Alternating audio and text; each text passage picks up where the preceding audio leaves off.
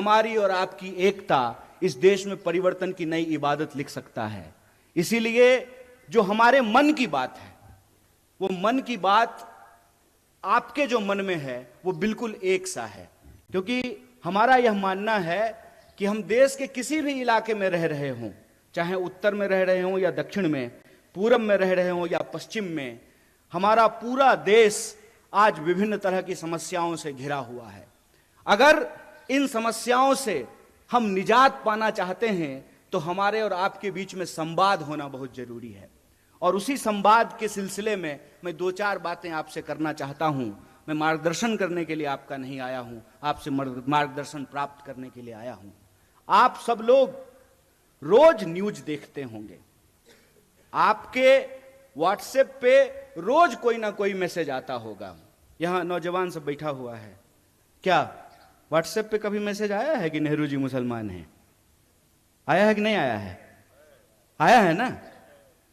यहां जितने लोग बैठे हुए हैं, कोई ऐसा व्यक्ति नहीं है जिसको कांग्रेस पार्टी के बारे में, नेहरू जी के बारे में, गांधी जी के बारे में, हमारे नेता राहुल गांधी के बारे में मिस इन्फॉर्मेशन नहीं आया हो। कोई ऐसा व्यक्ति नहीं है। तो मैं यहां इतिहास की एक घटना आपके सामने रखना चाहता हूं। जब लोदियों का शासन था दिल्ली में, तो बाबर तोप लेकर के आया था। तकनीक नई थी और उस नई तकनीक के बदौलत बाबर ने लोदियों को हरा दिया और मुगल राज की स्थापना हो गई। मुगल का राज चलने लगा और बाद में जितने भी मुगल शासक हुए वो यहीं पर रहे, यहीं पे उन्होंने शादियां की और उनके बाल बच्चे जो हैं वो राज करने लगे। फिर अंग्रेज बंदूक लेकर के आए, मुगलों के राज को समाप्त किया और अंग्रेजों की राज जो है वो स्थापित हो गई। 200 साल तक अंग्रेजों का राज रहा हमारे ऊपर। और जब मैं पुनर्जागरण की धरती कहता हूं तो पुनर्जागरण की धरती कहने का क्या मतलब है? पुनर्जागरण की शुरुआत ईस्ट में बंगाल से हुआ और वेस्ट में महाराष्ट्र से हुआ था। इसीलिए जब आप स्वतंत्रता आंदोलन के इतिहास को देखेंगे तो सबसे ज्यादा बंगाल और महाराष्ट्र के लोग इस देश की आजादी के लिए कुर्बान होने वाले लोग आपको मिलेंगे। तो फिर अंग्रेजों को उस राज को कौन सी तकनीक से समाप्त किया गया? गांधी जी के हाथ में बंदूक तो नहीं था। और आप यह जान लीजिए, शहीद आजम भगत सिंह ने भी यह कहा कि क्रांति जो होती है, इनकलाब जो होता है, वो बम और पिस्तौल से नहीं आता है। कई बार हमारे जो नौजवान साथी हैं उनके व्हाट्सएप पे यह भी मैसेज आता है कि जब शहीद आजम भगत सिंह को फांसी हो,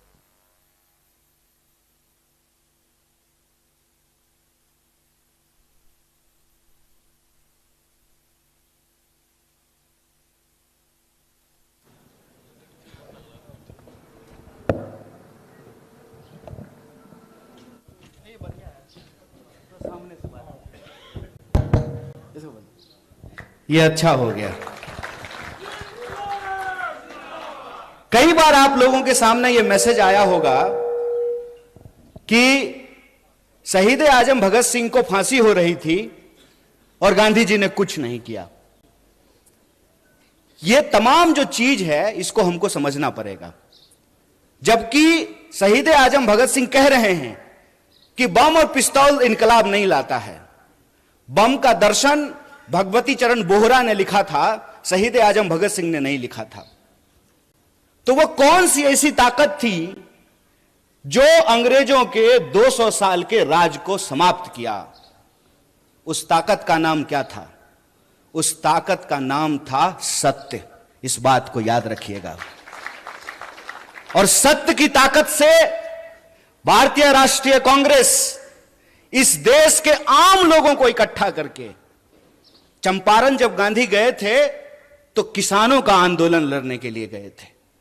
महिलाओं को जब इकट्ठा किया पिकेटिंग आंदोलन के लिए, शराबबंदी के लिए, तो महिलाएं आंदोलन कर रही थी, आदिवासी आंदोलन कर रहे थे, दलित आंदोलन कर रहे थे, शेतकरी आंदोलन कर रहे थे, कामगारों का आंदोलन हो रहा था। और तमाम आंदोलनों को इकट्ठा करके महात्मा गांधी ने, जो अंग्रेजों के हाथ में बंदूक थी, बड़े बड़े जंगी जहाज थे, सत्य की ताकत से उसको परास्त कर दिया और 15 अगस्त 1947 को इस देश को आजादी मिल गई।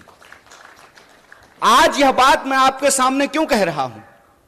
आज फिर एक तकनीक की ताकत लेकर के कोई आया है जिसका नाम दिया गया है सोशल मीडिया। बताइए, नाम है सोशल मीडिया और काम इसका सबसे ज्यादा अनसोशल है, सबसे ज्यादा अनसोशल है। अनसोशल कैसे है? घर में अगर कोई बर्थडे पार्टी हो रही हो तो देखिएगा कि 4 लोग मोबाइल लेकर के ना ऐसे कोना में मुंह घुमाए रहता है। यह हमको सोशल नहीं बना रहा है, यह हमको अनसोशल बना रहा है। इतिहास नहीं बना रहा है, इतिहास को मिटाने की कोशिश की जा रही है। रोज सुबह सुबह उठिएगा तो यह मैसेज आएगा कि फटाफट 10 लोगों को यह मैसेज भेज दीजिए, मनोकामना पूर्ण हो जाएगी। पलट करके पूछ लीजिए ना, हम कौन सा इंसान हैं? 9वां की 10वां? अगर हम 10वां हैं तो पहले तुम बता दो कि तुम्हारी कौन सी मनोकामना पूर्ण हो गई है। पूछना चाहिए ना। मैं ये कहानी अक्सर लोगों से पूछता हूं, आजाद होने का क्या मतलब होता है? आजाद भारत में हम आजाद नागरिक हैं, आजाद होने का क्या मतलब होता है? आजाद का मतलब होता है अपने ख्यालों से आजाद होना। आजाद का मतलब होता है सत्य को परख करके झूठ और सच का फर्क करना। आजाद का मतलब होता है कि महिलाएं जो बैठी हुई हैं साड़ी पहन करके, उनका भी वोट एक है, और यहां जो कुर्सी सजाए हुए हैं आमदार, इसमें से हो जाएंगे कोई खासदार, उनका भी वोट एक है। बोलिए, है कि नहीं है? आजाद होने का मतलब यह होता है कि हम भी अपराध करेंगे तो हमारे ऊपर भी वही कानून लागू होगा, और इस देश का कोई मंत्री भी अपराध करेगा तो उसके ऊपर भी वही कानून लागू होना चाहिए। आजाद होने का मतलब होता है कि अगर सत्य है हमारे पास तो हम सत्य की ताकत पर सत्ता से सवाल कर सकते हैं। आजाद होने का मतलब होता है खुली हवा में सांस लेना, अपने देश के लिए, समाज के लिए अपने कर्तव्य को पूरा करना, और राज्य और सरकार का यह कर्तव्य है कि वह नागरिक की जरूरतों को पूरा करे। यह होता है आजाद होने का मतलब। हमको पता भी नहीं चल रहा है कैसे धीरे धीरे स्नेह स्नेह हमारी आजादी हमसे छीनने की कोशिश की जा रही है, और हमारी जो सोचने की क्षमता है। ऐसे ही आप पुनर्जागरण की धरती के लोग नहीं हैं। आप इसलिए पुनर्जागरण की धरती के लोग हैं क्योंकि आपकी मिट्टी से संत तुकाराम पैदा हुए।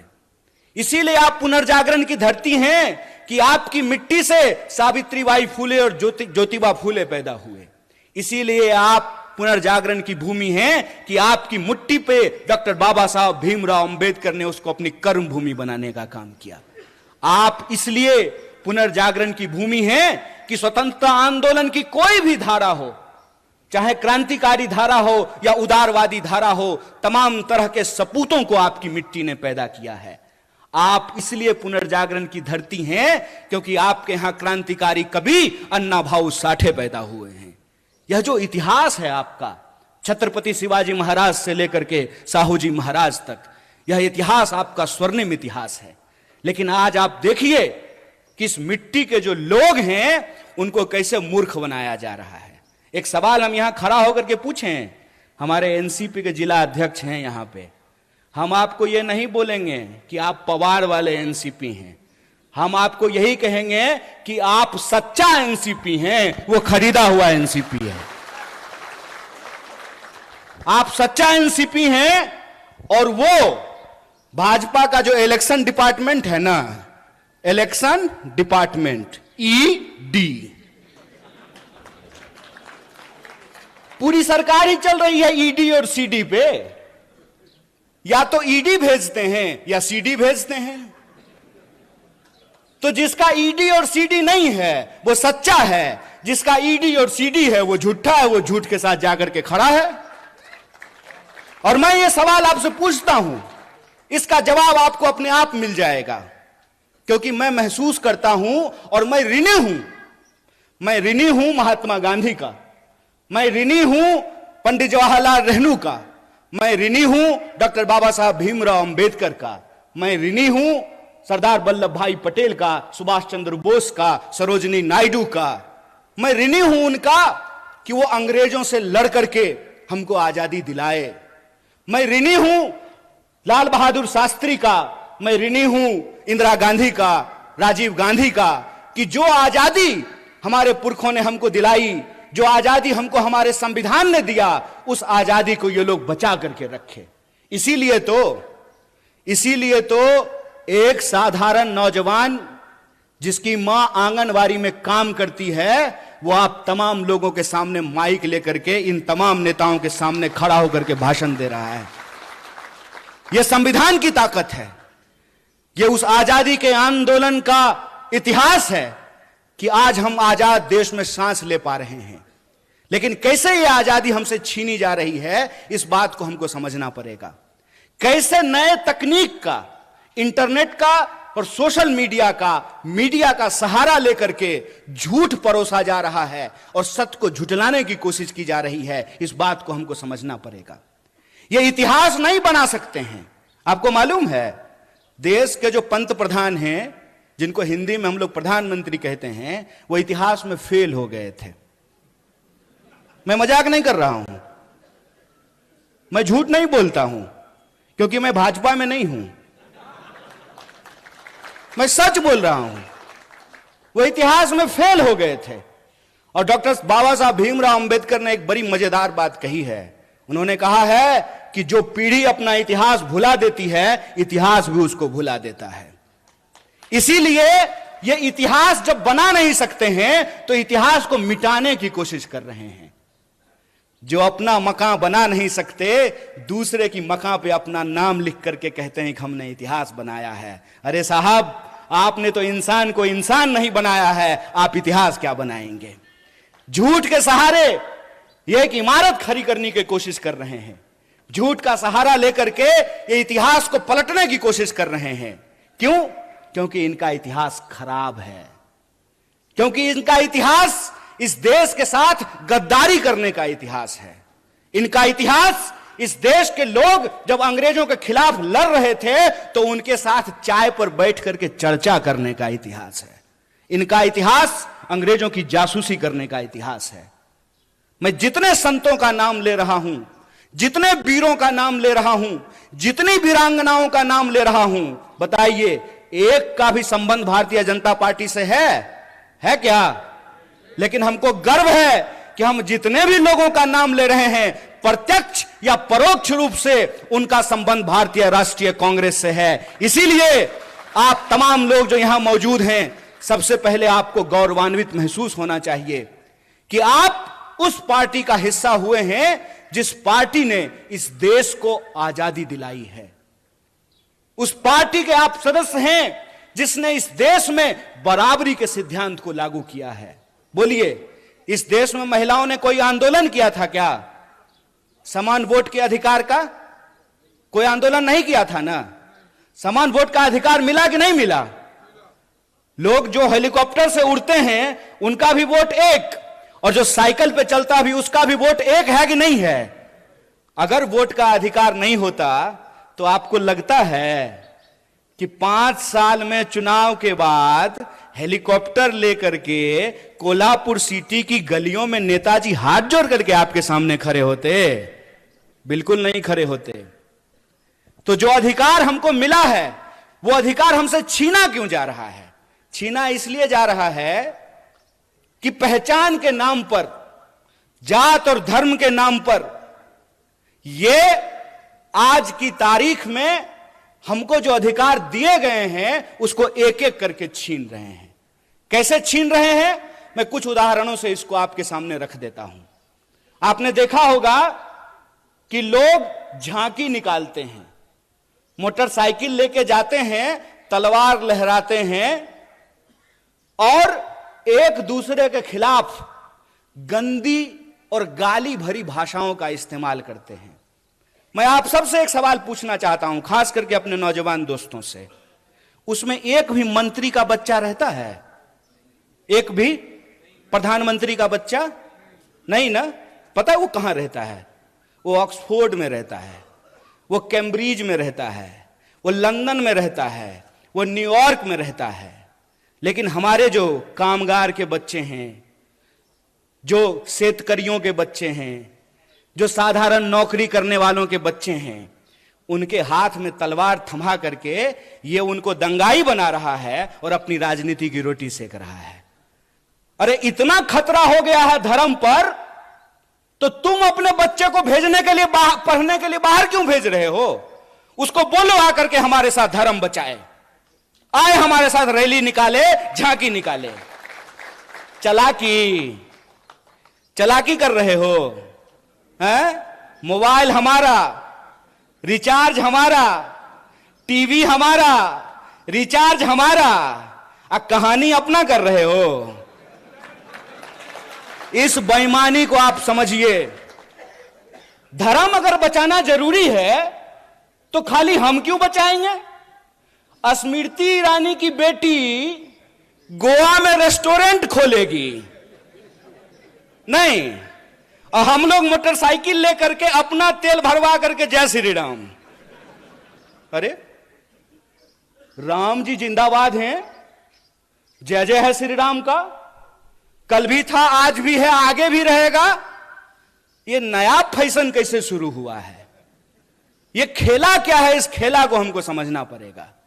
ये नया फैशन इसलिए शुरू हुआ है कि हमारे इतिहास से ही, हमारे इतिहास को हमारी स्मृति से मिटाने की कोशिश की जा रही है। यह आजादी हमको कैसे मिली, इस देश का निर्माण कैसे हुआ, संविधान कैसे बना, हम और आप प्रजा से नागरिक कैसे बने। हम नागरिक हैं आज हमको यह बात समझनी पड़ेगी कि रानी के पेट से राजा नहीं पैदा होता है। यह है नागरिकता, यह है जमहूरियत, यह है लोकतंत्र, कि रानी के पेट से राजा नहीं पैदा होगा। राहुल गांधी जी को भी अमेठी में जाकर के चुनाव लड़ना पड़ेगा। बोलिए, लड़ना पड़ेगा ना? ये लोकतंत्र है। एक बात बताइए, इंदिरा जी चुनाव नहीं लड़ी थी? लड़ी थी ना। राजीव जी चुनाव नहीं लड़े थे? लड़े थे ना। राहुल जी चुनाव लड़ रहे हैं ना। राहुल जी चुनाव जीत करके पार्लियामेंट में है ना। और प्रियंका जी चुनाव नहीं लड़ी हैं तो पार्लियामेंट में है क्या? तो यह परिवारवाद की नई कहानी हमको सुना रही है। तो आप सब अपने मन में विचार कीजिए। आजाद होने का मतलब है आजाद ख्याल से प्रश्न करना। मैं मंच पे खड़ा हूं तो मैं जो भी बोलूंगा उसको आप यूं ही सच मत मान लीजिए। आप अपने मन में विचार कीजिए कि अगर भाजपा कहती है कि राहुल गांधी जी का सांसद बनना परिवारवाद है, तो अमित शाह का जो बेटा है, देखें उसका मुंह देखें अजय शाह का है? उसका बीसीसीआई का सेक्रेटरी बनना परिवारवाद है कि नहीं है? और ज्योतिरादित्य सिंधिया जब यूपीए में मंत्री थे, उनके पिताजी भी मंत्री थे, माधवराव सिंधिया। तो जब तक वो कांग्रेस में थे तब तक परिवारवाद था। और जो ही मोदी जी के बगल में जाकर के बैठ गए हैं तो ताली बजा रहे हैं। आहा, उनकी सूरत देख रहे हैं।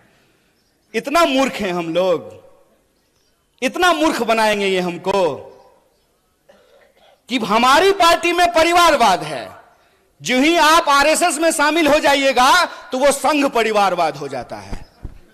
अगर परिवारवाद गलत है चचा, तो संघ परिवारवाद भी गलत है।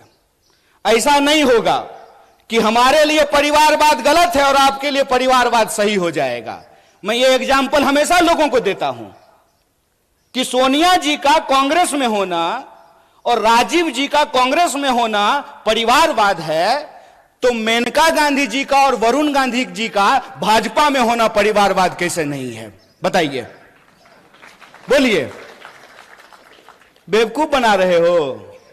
तुम्हारा खेल हम समझते हैं, और इसका खेल जानते हैं हम क्यों समझते हैं? क्योंकि हमारे जैसे लोग राजनीति को कभी अपना कैरियर नहीं समझते हैं। हमने, और ये मैं पब्लिकली बोल रहा हूं आपके सामने, ये जो आप तमाम लोग यहां बैठे हुए हैं ना, हमने आपका नमक खाया है। आप जो टैक्स देते हैं, उस टैक्स के पैसे से हमने दिन रात पढ़ाई करके पीएचडी की है। हमारा बाप अमित शाह थोड़ी था कि हम बीसीसीआई के सेक्रेटरी बन जाएंगे, हैं? तो जब हमने आपका नमक खाया है तो हम जानते हैं इस देश की हकीकत क्या है। इस देश की हकीकत यह है कि महात्मा गांधी विदेश में पढ़ाई किए, बैरिस्ट्री की पढ़ाई किए थे।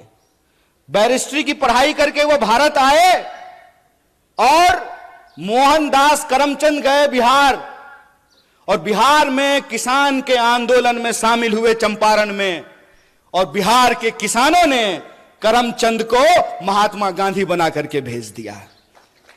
और वो गांधी सूट खोल दिए देश के लिए। वो भी गुजरात से थे। एक गुजरात के गांधी सूट खोल दिए देश के लिए, एक गुजरात के मोदी 10 लाख का सूट पहन लिए दोस्त के लिए। यही हकीकत है ना। और कहते हैं कि एक गरीब प्रधानमंत्री बन गया है तो आपको अच्छा नहीं लग रहा है। नहीं नहीं, बहुत अच्छा लग रहा है। बस हम ये चाहते हैं कि जैसे आप गरीब हैं ना, वैसा ही गरीब इस देश का हर कोई बन जाए। हर कोई वैसा ही गरीब बन जाए कि चढ़ने के लिए उसके पास 8,500 करोड़ का हवाई जहाज हो, 15 करोड़ का कार हो, 10 लाख का सूट हो, 5 लाख का चश्मा हो, 2.5 लाख का कलम हो। हम चाहते हैं कि ऐसी गरीबी पूरे देश को मिल जाए। चोरी, इसको चोरी कहते हैं, इसको बेईमानी भी कहते हैं, इसको कहते हैं आंख में झूठ झोंकना। और ये हमारे आंख में झूठ झोंक रहे हैं। हमको यह बात समझनी पड़ेगी कि आज हमारे मुल्क में हमारी सबसे बड़ी समस्या क्या है, हम किन समस्याओं से जूझ रहे हैं और किस तरीके से हमारा ध्यान भटकाया जाता है। आजकल तो तांगा नहीं चलता है, अब तो तांगा चलना बंद हो गया है। लेकिन पुराना हिंदी सिनेमा देखिएगा ना, तो उसमें अभी भी तांगा है। शोले फिल्म जाके देख लीजिएगा, बसंती का एक तांगा है, धन्नो। तो धन्नो के आंख पे एक चश्मा होता है ताकि धन्नो इधर उधर ना देखे, धन्नो सीधा चले, चाबुक खाए और दौड़े। ये हमारे साथ वही व्यवहार कर रहे हैं।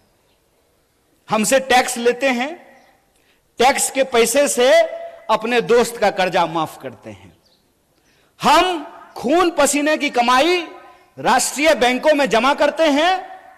किसान अगर ट्रैक्टर का लोन ना चुकता करे तो किसान के ऊपर ट्रैक्टर चढ़ा देते हैं। लेकिन 12 लाख करोड़, कितना था बंटी भाई, 12 लाख करोड़ अपने दोस्तों का कर्जा माफ कर देते हैं। कहते हैं कि इस देश में शिक्षा देने के लिए पैसा नहीं है, लगातार एजुकेशन के बजट को कम किया जाता है। लेकिन आपको मालूम है, नेताजी सब रहने के लिए, और अभी बंटी भाई और पीएन पाटिल भाई आपस में बात कर रहे थे कि जो बढ़िया हिंदी बोलेगा वो दिल्ली जाएगा। जो भी जाए, जिसको भी आप भेजिए, लेकिन जब आप दिल्ली जाइएगा ना तो 20,000 करोड़ का महल बना है आप लोगों के लिए। कितना? 20,000 करोड़। हाय रे चोरी, अस्पताल बनाने के लिए पैसा नहीं है। रोड अगर बनाता है तो रोड बनने से पहले ही गडकरी जी टैक्स लेना शुरू कर देते हैं। टोल टैक्स लेते हैं कि नहीं लेते हैं? रोड हमने, अच्छा इसको एक खेल समझ लीजिए। कार जब आप खरीदिएगा, हमारे पत्रकार लोग यहां बैठे हुए हैं, आपको तो कम से कम कार होगा ही, हैं? देश की इकोनॉमी 3 ट्रिलियन है, महाराष्ट्र की इकोनॉमी 1 ट्रिलियन है, तो कम से कम महाराष्ट्र के पत्रकारों तो कार जरूर होगा। तो कार जब आप खरीदते हैं तो रोड टैक्स लेता है कि नहीं लेता है? तो एक बार जब कार खरीदेंगे तब रोड टैक्स लेगा, और फिर जितनी बार कार लेकर के रोड पे जाएंगे तो टोल टैक्स लेगा। बोलिए सही है कि गलत है? बोलिए, डरिए मत। कैमरा उधर घुमा दीजिए। बोलिए सही है कि गलत है?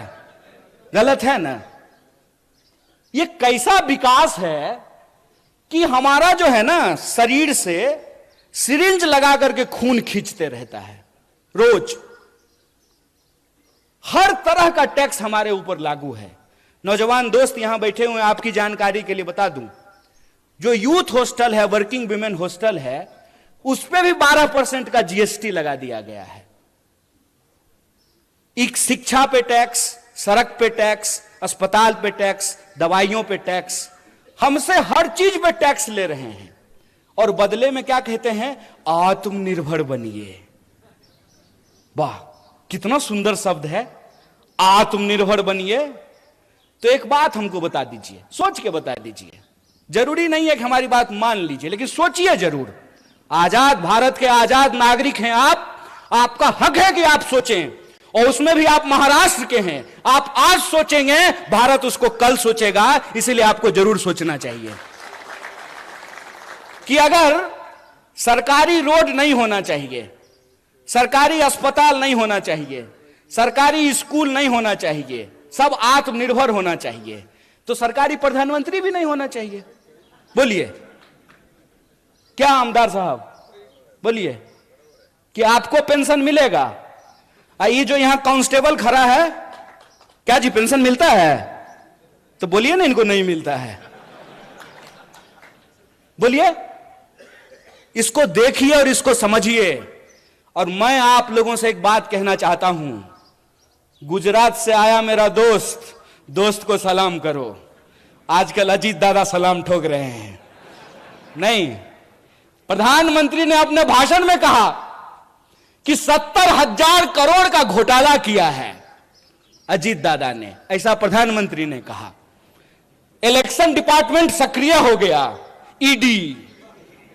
अब कोई घोटाला नहीं हुआ है, भाजपा के वॉशिंग मशीन में सब साफ हो गया है।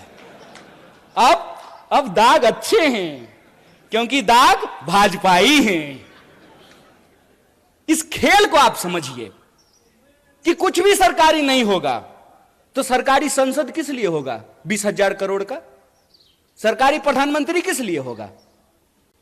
इस देश के नागरिकों को यह समझना पड़ेगा कि इस देश में कितनी बड़ी लूट चल रही है। अंबानी का एक दिन का जो इनकम है, एक दिन का बोल रहे हैं, एक दिन का, उसमें एक दिन के इनकम में 75 लाख, कितना? 75 लाख मनरेगा के मजदूरों को वेतन दिया जा सकता है। यह खेल हम नहीं समझेंगे। देश की आजादी को 75 साल हो गए हैं, 77वां स्वतंत्रता दिवस मनाया जा रहा है। ऐसा कैसे हो गया भाई कि 2-4 लोग बहुत अमीर हो गए और बाकी जो जनता थी वो जो है हर चीज के लिए तरसने लगी है? पहले क्या बोले थे? पहले बोले थे कि जब प्राइवेटाइजेशन होगा ना तो कंपटीशन होगा, इसीलिए कोऑपरेटिव को समाप्त कर दो। आप बहुत सौभाग्यशाली हैं पीएन पाटिल साहब कि आपका कोऑपरेटिव चल रहा है। क्यों? क्योंकि जया शाह का पप्पा कोऑपरेटिव मंत्री बना है। वो जिस चीज के मंत्री बनते हैं ना, उसका बस जय श्री राम होता है। वो आजकल गृह मंत्री हैं। गृह मंत्री का काम है देश की कानून व्यवस्था को सुरक्षित रखना। मणिपुर में कानून व्यवस्था सुरक्षित था, आप लोगों ने देखा कि नहीं देखा? पुलिस थानों पे हमले हुए, हथियार लूट लिए गए, गोली लूट लिया गया, महिलाओं को निर्वस्त्र करके घुमाया गया। क्यों?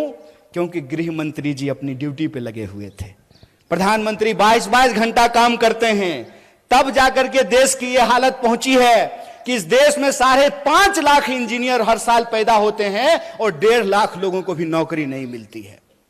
इसीलिए मैं जो बोलता हूं तथ्य और प्रमाण के साथ बोलता हूं। मैं आपके सामने बोल रहा हूं। प्रधानमंत्री जी ने कहा कि 2022 तक सबको पक्का मकान मिल जाएगा। मिल गया कि नहीं मिल गया?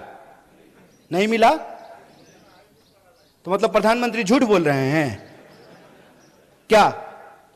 या तो आप लोग झूठ बोल रहे हैं या प्रधानमंत्री झूठ बोल रहे हैं। कौन झूठ बोल रहा है? प्रधानमंत्री झूठ बोल रहा है। तो हम बोल सकते हैं ना कि भारत का प्रधानमंत्री झूठा है। बोलिए, नंगा को नंगा कहेंगे कि नहीं कहेंगे? झूठा को झूठा कहेंगे कि नहीं कहेंगे? और हम कहेंगे जो झूठ बोलेगा उसको झूठा। और तुम्हारे इलेक्शन डिपार्टमेंट में कितना दम है वो हम देखे हैं। जब आ रहे थे ना कोल्हापुर सिटी से मसाल के पीछे पीछे, तो कोल्हापुर का जेल देखते हुए आए हैं। जगह है कितनी जेल में तेरे, देख लिया है, देखेंगे, देखे हुए हैं। बोलेंगे झूठ, झूठा हो तुमने झूठ बोला है इस देश की जनता से। तुमने झूठ बोला कि हम इस देश के एक एक इंसान के खाते में 15 लाख रुपया पहुंचाएंगे। तुमने झूठ बोला कि हर साल 2 करोड़ नौकरी पैदा की जाएगी। तुमने झूठ बोला कि किसानों की आमदनी दोगुनी की जाएगी। तुमने झूठ बोला कि 2022 तक सबको पक्का मकान मिल जाएगा। तुमने झूठ बोला कि महंगाई को कम करेंगे। तुमने झूठ बोला कि महिलाओं के ऊपर अत्याचार को कम करेंगे। तुम इस देश की जनता से झूठ बोल रहे हो और तुम्हारी ताकत है झूठ बोलना। तो याद रखना कि तुम अगर झूठ के रास्ते पे चल सकते हो, फिर से इस देश को गुलाम बनाने की साजिश रच सकते हो। जिन अंग्रेजों की चापलूसी करते थे, आज उन्हीं दोस्तों के साथ खड़ा होकर के अगर उस देश में तुम कंपनी राज लाना चाहते हो, तो तुमको बता देना चाहते हैं कि हम भी महात्मा गांधी के राह पे चलने वाले लोग हैं। तुम्हारे झूठ का मुकाबला सच से करेंगे और तुम्हारे झूठ को हराएंगे। यह लड़ाई 2 तरह के सोच के बीच की लड़ाई है। एक तरफ वो है जो दिन दहाड़े बिना किसी लाग लपेट के झूठ बोलते हैं। दूसरी तरफ हम तमाम लोगों को एकजुट होना पड़ेगा जो सच बोलते हैं। पहली लड़ाई है झूठ और सच की, दूसरी लड़ाई है डर और साहस की। बताइए, शहीद आजम भगत सिंह 23 साल की उम्र में हंसते हंसते फांसी के फंदे पे झूल गया। झूल गया कि नहीं झूल गया? बटुकेश्वर दत्त, सुखदेव, राजगुरु, चंद्रशेखर आजाद झूल गए कि नहीं झूल गए? और आप जान लीजिए, जितने क्रांतिकारी थे उनका केस अगर कोई लड़ता था तो उस वकील का नाम पंडित जवाहरलाल नेहरू था। इस बात को याद रखिएगा। ये झूठ बोलते हैं, ये झूठ बोलते हैं, हमारे इतिहास को तोड़ने और मरोड़ने की कोशिश करते हैं। तो जो क्रांतिकारियों की परंपरा है जो वीरता के साथ खड़ी होती है, तो एक तरफ अंग्रेजों से माफी मांगने वाले डरपोक लोग हैं, एक तरफ अंग्रेजों की चापलूसी करने वाले, जासूसी करने वाले डरपोक लोग हैं, दूसरी तरफ हम साहसी और बहादुरी लोगों को इकट्ठा होना पड़ेगा। तो दूसरी लड़ाई है साहस और डर का, और तीसरी लड़ाई है कि वो समाज को हमेशा बांटने का काम करते हैं। हमेशा कभी जात के नाम पे बांटेंगे, कभी धर्म के नाम पे बांटेंगे। जहां धर्म होगा वहां धर्म का झगड़ा लगाएंगे, जहां धर्म नहीं होगा वहां जात का झगड़ा लगाएंगे। आप मणिपुर का उदाहरण देख लीजिए, वहां आपस में लोगों को लड़ा रहे हैं कि नहीं लड़ा रहे हैं। आप हरियाणा का उदाहरण उठा करके देख लीजिए, वहां कैसे लोगों को लड़ाने की कोशिश की गई। आप उत्तर प्रदेश देख लीजिए, आप महाराष्ट्र देख लीजिए। तमाम राज्यों में ये राज्य के जो लोग हैं उनको आपस में बांटते हैं। क्यों? क्योंकि अंग्रेजों से इन्होंने एक चालाकी सीखी है, फूट डालो राज करो। हमको यह बात समझनी पड़ेगी कि आज महाराष्ट्र के लोगों के आत्मसम्मान का सवाल है कि कोई बाहर से आकर के संत तुकाराम की धरती पर रहने वाले लोग, समता भूमि पे साहू महाराज की भूमि में जन्म लिए लोगों को यह बात समझनी पड़ेगी कि कोई बाहर से आकर के महाराष्ट्र के परिवार को आपस में विभाजित कर रहा है, महाराष्ट्र के लोगों को लड़ा रहा है। यह मामला शिवसेना, एनसीपी और कांग्रेस का नहीं है, यह मामला सच और झूठ का है और महाराष्ट्र के लोगों को सच के साथ खड़ा रहना पड़ेगा। अगर कोई गलत है तो वो गलत है, वो भाजपा में जाने से ठीक नहीं हो जाता है। ये पहले क्या करते हैं, ये पहले ईडी भेजते हैं, इलेक्शन डिपार्टमेंट पहले जाता है, नेता को डराता है। अगर नेता डर गया तो तुरंत उसको भाजपा का खेस पहना करके उसके सारे अपराध को माफ करके जैसे मान लीजिए पीएन पाटिल साहब और बंटी जी यहां बैठे हुए हैं, इनके घर पे भी कोई आया था मेहमान, इनको डराया था, तो जो ही ईडी जाती है तो ये चिल्लाना शुरू कर देते हैं, चोर है चोर है चोर है। डर करके जो ही अगर ये भाजपा में गए, साधु है साधु है साधु है, संत है महात्मा है। अरे कमाल बात है भाई, ये आपकी आंख के सामने हो रहा है। इसीलिए मैं आपको कह रहा हूं 3-4 राज्य बहुत महत्वपूर्ण है। एक तो आप सब लोग हैं ही महाराष्ट्र के, दूसरा जहां से मैं आता हूं बिहार, बंगाल और महाराष्ट्र जय शाह के पप्पा का धड़कन बढ़ा दिया है, ऊपर नीचे चल रहा है उनका ब्लड प्रेशर कि क्या होगा अगर यहां पे इनका झूठ का पर्दाफाश हुआ तो यह नकली चाणक्य का बैंड बजने वाला है। इसीलिए मैं आपको कह रहा हूं कि यह मामला महाविकास अघाड़ी का नहीं है, यह मामला महाराष्ट्र के आम लोगों के आत्मसम्मान का है कि आप किसी को चुन करके, किसी पार्टी का प्रतिनिधि बना करके आप भेजते हैं अपना प्रतिनिधित्व करने के लिए विधानसभा या विधान परिषद या संसद में। उधर से उसका इलेक्शन डिपार्टमेंट आता है, 3-4 बार छापा मारता है। नेताजी अगर डर गए तो भाजपा ही हो लिए, अगर नहीं डरे तो कांग्रेस में रहे। तो आपको यह तय करना पड़ेगा कि इसका मुकाबला किसको करना है, इसका मुकाबला दल को करना है कि इसका मुकाबला देश को करना है। इसका फैसला आपको लेना है। और हमको लगता है कि यह बड़ी साजिश है। यह बड़ी साजिश इसलिए है कि इस देश में विपक्ष को इसलिए खत्म कर देना चाहते हैं ताकि देश के नाम पे जो इनके दोस्त की लूट है उस पर कोई सवाल ना खड़ा कर सके। आप सब में से बहुत सारे लोग यहां जो बैठे हुए हैं, मुझे मालूम है कि आपको व्हाट्सएप पे मेरे लिए भी मैसेज आया होगा। जानते हैं हमको क्या बोलते हैं? टुकड़े टुकड़े गैंग। जब ये बोलते हैं तो खुद ये नहीं सोचते हैं कि ये अपने ही गृह मंत्री को निकम्मा बोल रहे हैं। बोलिए किसकी सरकार है देश में? भाजपा की। महाराष्ट्र में किसकी सरकार है? भाजपा की। क्या जी पुलिस वाले भैया सब ठीक है ना? है हिम्मत, है हिम्मत, करोगे कुछ? हमारा कुछ नहीं कर सकते हो क्योंकि हम तुम्हारे इलेक्शन डिपार्टमेंट से नहीं डरते हैं। मेरा कुछ नहीं कर सकते हो।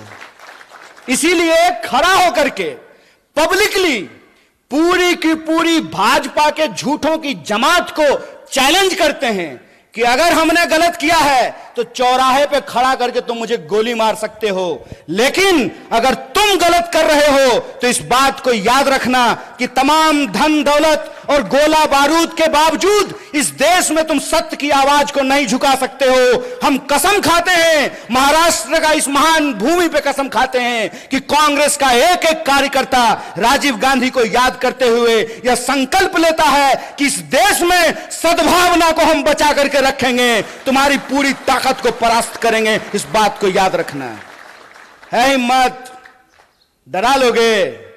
याद रखना, जिस इंसान के पास विचार की ताकत होती है, जिस दल के पास विचार का इतिहास होता है, उस दल को तुम झुका नहीं सकते हो।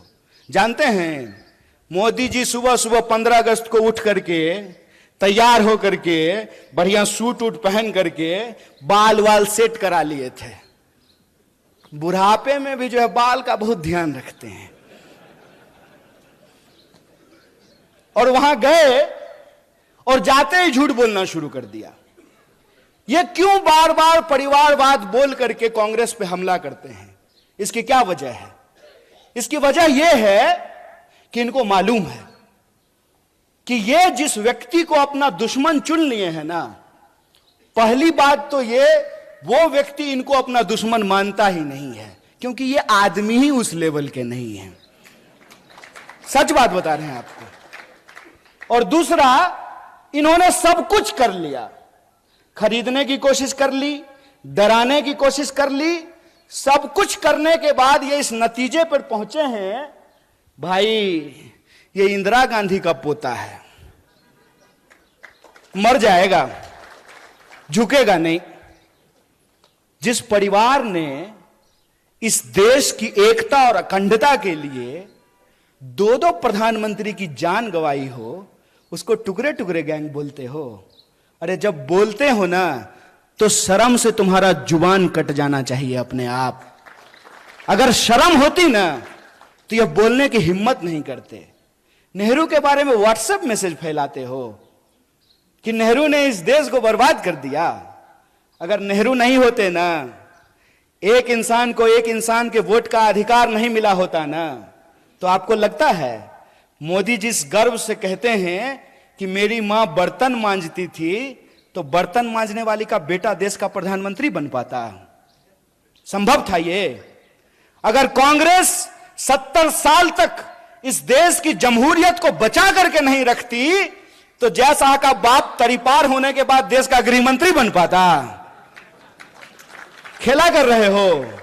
यह सच्चाई आज न कल इंसान के सामने आएगी, क्योंकि सच और झूठ में एक फर्क होता है। झूठ को चाहे आप कितनी बार भी बोल लीजिए, लेकिन वो सच को नहीं दबा सकता है। और सच की ताकत यह होती है कि आप उसको जितना दबाने की कोशिश कीजिएगा, अपने आप उठ करके वो सामने खड़ा हो जाता है। और आप देखिए कि जब राहुल जी कन्याकुमारी से भारत जोड़ो का संकल्प लेकर के चलना शुरू किए, तो भाजपा के नेताओं की धड़कन बढ़ने लगी और कहना शुरू करते हैं कि अरे भाई मान गए, ये आदमी तो पप्पू नहीं है। खुद ही बोलना शुरू कर दिए। क्यों? क्योंकि इन्होंने हजारों करोड़ खर्च किया उस इंसान को बदनाम करने के लिए।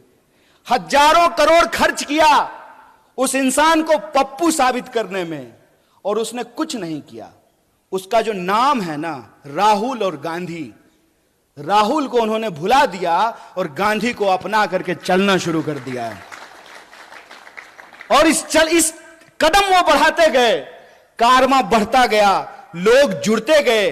और आप तमाम जो कोल्हापुर के लोग हैं, आप जानते हैं कि 700 किलोमीटर यहां से चल करके हिंगोली में आप लोग भारत जोड़ो यात्रा का साक्षात जो है दर्शन किए हैं, उसमें शामिल हुए हैं। सच की एक ताकत होती है कि सच को आप नहीं छुपा सकते हैं। और सच यह है कि कांग्रेस पार्टी का मतलब, भारतीय राष्ट्रीय कांग्रेस का मतलब है सत्य। भारतीय राष्ट्रीय कांग्रेस का मतलब है साहस। भारतीय राष्ट्रीय कांग्रेस का मतलब है एकता। यह जो तीन चीज है, सत्य, साहस और एकता, यह हमारी पहचान है। झूठ, नफरत और विभाजन, यह उनकी पहचान है। इस बात को हमको समझना पड़ेगा। यह लड़ाई इस मुल्क में दो सोच की लड़ाई है। आपको तय करना है कि आप सच के साथ खड़े हैं कि झूठ के साथ खड़े हैं। बताइए, समता भूमि के तमाम नागरिकों से मैं यह सवाल पूछना चाहता हूं कि आप सत्य के साथ खड़े हैं? नहीं, सत्य की आवाज थोड़ी और बुलंद होती है। सत्य के साथ खड़े हैं ना? अगर आप सत्य के साथ खड़े हैं तो यह जो नकली चाणक्य है ना, नकली चाणक्य को पहचानते हैं कि नहीं? अरे वही फादर ऑफ जयशाह, वो अपने आप को जो है चाणक्य कहते हैं। वो चाणक्य जो है ना, सूटकेस लेकर के घूमते रह जाएंगे। मुझे पूरा भरोसा है कि महाराष्ट्र के लोग इनके झूठ को धूल चटाएंगे, इनको जरूर हराएंगे। इस बात का हमको भरोसा है। और इस बार ये देखना ही नहीं है, इस बार यह नहीं देखना है कि किसका फेटा कैसा है, किसका कुर्ता कैसा है, किसका जो है सिंबल कैसा है। सिर्फ एक बात देखना है कि जो झूठ बोल रहा है, जो आपको डरा रहा है और जो नफरत फैला रहा है, वो भाजपाई है। जो सच बोल रहा है, जो लोगों की एकता की बात कर रहा है, क्योंकि एकता की बात गांधी करते थे। गांधी क्या कहते थे? गांधी कहते थे, रघुपति राघव राजा राम, पतित पावन सीताराम, ईश्वर अल्लाह तेरो नाम, सबको सन्मति दे भगवान। और यह जो सबको सन्मति का जो भाव है, वो सबको सन्मति का भाव सिर्फ गांधी का भाव नहीं है, वही भाव साहू जी महाराज का भाव है, वही भाव संत तुकाराम का भाव है, वही भाव डॉक्टर बाबा साहब भीमराव अंबेडकर का भाव है, वही भाव फूले का भाव है, वही भाव इस देश में नानक का भाव है, कबीर का भाव है। इस देश के भीतर जो त्याग और तपस्या का भाव है, वह भाव है सबको साथ लेकर चलने का भाव। और सबको साथ लेकर चलने की जो भावना है, कोल्हापुर के एक एक नागरिकों को इसके बारे में मालूम है, क्योंकि साहू जी महाराज ने किसी एक जाति के लिए नहीं बल्कि सभी जातियों के लिए छात्रावास का निर्माण कराया था। तो यह जो सबको साथ लेकर चलने का भाव है, यह जो एकता का भाव है, इस भाव को हमको बचाना है। जो प्रेम का भाव है उसको हमको बचाना है, जो सत्य के प्रति हमारी निष्ठा है उसको हमको बचाना है। और यह हमको इसलिए बचाना है कि जो पुरखों ने मिट्टी हमारे हाथ में सौंपी है, जो पुरखों ने संविधान हमारे हाथ में सौंपा है, जो पुरखों ने जमहूरियत और लोकतंत्र हमारे हाथ में सौंपा है, इसको हमको अपनी आने वाली पीढ़ी के लिए सुरक्षित रखना है, ताकि जब हम इस जमहूरियत को बचाएं तो कल को उस जमहूरियत को का इतिहास पढ़ने वाले यह लोग समझ सकें, पढ़ सकें कि देश की आजादी तो 47 में मिल गई, लेकिन उस आजादी को बचाए रखने का आंदोलन भी कांग्रेस पार्टी, भारतीय राष्ट्रीय कांग्रेस के नेतृत्व में चलाया गया। इस आजादी को हमको बचाना है। और जनता के जो मूल सवाल हैं उनकी कोशिश रहेगी कि वो इधर उधर की बात करेंगे, उनकी कोशिश रहेगी कि इतिहास का झूठ आपके सामने ला करके परोसेंगे, उनकी कोशिश रहेगी कि आपको डराने का कोशिश करेंगे। डर का मैसेज आता है कि नहीं आता है? डर का मैसेज आता होगा कि अब्दुल को 11 भाई बहन है, यह मैसेज आता है कि नहीं आता है? कल को अगर मुसलमान ज्यादा हो गए तो यहां संविधान समाप्त हो जाएगा और शरिया कानून लागू हो जाएगा। ऐसा मैसेज व्हाट्सएप पे आता है कि नहीं आता है? आता है ना। यह डर क्यों फैलाया जाता है? यह डर इसलिए फैलाया जाता है ताकि आप यह ना सोच सकें कि अंबानी की एक दिन की आमदनी में 75 लाख मनरेगा मजदूरों को वेतन दिया जा सकता है, ताकि आप यह ना सोच सकें कि अदानी के सेल कंपनी में 20,000 करोड़ किसके हैं, ताकि आप यह ना सोच सकें कि देश का 99% ठेका एक परिवार को दिया जा रहा है, ताकि आप यह ना सोच सकें कि परिवारवाद इधर गलत है और परिवारवाद उधर सही हो जाता है। अजीत दादा पवार जब महाविकास अघाड़ी में थे तो 75,000 करोड़ का घोटाला करने का आरोप प्रधानमंत्री ने लगाया। जी ही भाजपा में जाकर के शामिल हो गए तो इलेक्शन डिपार्टमेंट लगता है नींद की गोली लेकर के सो गया है, या हो सकता है अजीत दादा के घर का रास्ता भूल गया हो, उसको एड्रेस नहीं मालूम हो। यह जो खेल चल रहा है, इस खेल को हमको समझना पड़ेगा। वो हमको जाति और धर्म में उलझा करके हमारा वोट ले रहे हैं, और जब उनको गद्दी मिल रहे हैं तो अपने बच्चे को पढ़ने के लिए बिलात भेज रहे हैं और हमारे बच्चों को दंगाई बना रहे हैं। यह सवाल हमारे सामने गंभीर है और इस गंभीरता को हमको समझना पड़ेगा। और जो सद्भावना का संकल्प हमने राजीव जी को याद करते हुए खाई है, उस संकल्प को, उस कसम को हमको पूरा करना पड़ेगा। हम इंतजार नहीं करेंगे। अगर कोई इंसान किसी व्हाट्सएप ग्रुप में झूठ बोल रहा हो, उस झूठ का हमको मुकाबला करना पड़ेगा। किसी चाय की दुकान पे कोई नफरत फैला रहा हो, उस नफरत का हमको मुकाबला करना पड़ेगा। हमारे मोहल्ले में कोई अगर झगड़ा लगाने की कोशिश कर रही हो, उस झगड़े के खिलाफ हमको खड़ा होना पड़ेगा। किसी कमजोर के ऊपर कोई ताकतवर अगर अत्याचार कर रहा हो तो उस अत्याचार के ऊपर हमको खड़ा होना पड़ेगा। अगर हम ऐसा करते हैं तो मुझे लगता है यही महात्मा गांधी की राह पर चलना है, यही डॉक्टर बाबा साहब भीमराव अंबेडकर के राह पर चलना है। और अगर हम ऐसा करने में कामयाब होते हैं तभी हम राजीव गांधी को सच्ची श्रद्धांजलि दे पाएंगे, जब उनके द्वारा बनाए गए भारत का हम निर्माण कर सकें, उनके द्वारा जो भारत हमारे हाथ में सौंपी गई है उसका हम रक्षा कर सकें, और जो हमारी आने वाली पीढ़ी है उसको बेहतर भारत हम दे करके जा सकें, और हमारी आने वाली पीढ़ी कल को उन्हीं झगड़ों में नहीं उलझे जिन झगड़ों में हमारे पुरखे उलझे रहे हैं। हमको इस देश में दोबारा जात और धर्म का झगड़ा नहीं होने देना है, क्योंकि हमारे देश के संविधान की प्रस्तावना में यह लिखा हुआ है कि हम भारत के लोग हैं, और हम भारत के लोग हैं तो हम भारत के चाहे किसी भी हिस्से में रहे हो, इस मिट्टी से हमको प्यार है और इस मिट्टी को हमको हर हाल में सुरक्षित रखना है, एकजुट रखना है, और अपने आने वाली पीढ़ी को एक बेहतर देश और एक बेहतर समाज दे करके जाना है। इसी संकल्प के साथ एक बार पुनः पूरे मंच को आभार व्यक्त करते हुए, और आप इतनी देर तक हमारी वाणी को सुने, हमारी बात को सुने, आपको आभार व्यक्त करते हुए अपनी बात को खत्म करूंगा। शुक्रिया। इनकलाब जिंदाबाद। जय हिंद, जय महाराष्ट्र।